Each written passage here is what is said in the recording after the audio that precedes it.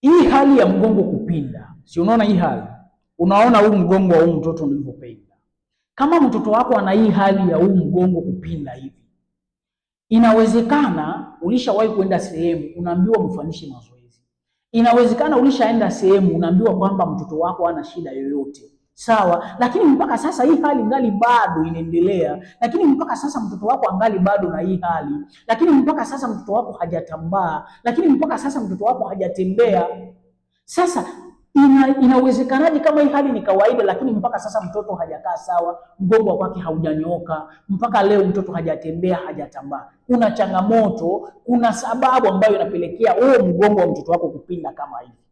Jambo la kwanza nimeshazungumzia kwamba sababu mbili inapelekea mgongo wa mtoto kupinda. Jambo la kwanza, kuna udhaifu wa misuli ya mgongo. Jambo la pili, uti wa mgongo kuwa laini. Lakini pia kuna mambo matatu ambayo yanapelekea hiyo misuli ya mgongo kuwa dhaifu na huo mfupa katikati ya mgongo kuwa laini. Jambo la kwanza, upungufu wa vitamini D, upungufu wa calcium pamoja na madini ya chuma. Hivyo vitu ndio vinasaidia kuimarisha misuli pamoja na mifupa. Na kama ulishawahi kwenda sehemu unaambiwa kwamba hii hali itaisha kwa mazoezi, haiwezi isha kwa mazoezi, kwa sababu kuna sababu inapelekea huo mfupa kuwa laini. Na ndio maana unakuta mtoto mwenye kuwa na hiyo hali hawezi kukaa kwa dakika zaidi ya dakika 5. Unakuta mwingine ukimsimamisha hawezi kunyooka. Sawa? Sasa hii hali itaisha kwa kumpa mtoto matibabu ambayo yataenda kuongeza hivyo vitu vitatu.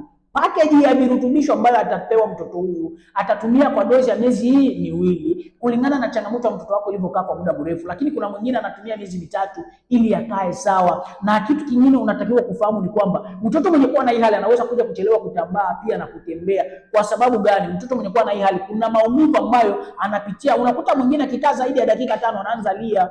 Kwa hiyo ni mtoto ambaye ni mdogo, hawezi sema, lakini wewe mzazi mwenyewe ndio unatakiwa ujiongeze, ujue kwamba hii ni changamoto, na hii hali ikiendelea, kitakachotokea ni kwamba mtoto anaweza chelewa kutembea na pia kutambaa, na zaidi mtoto anaweza kupatwa na ulemavu wa kudumu ambao wewe mzazi haukutarajia kwenye maisha yake. Nitafutie Dr. Bea niweze kukusaidia.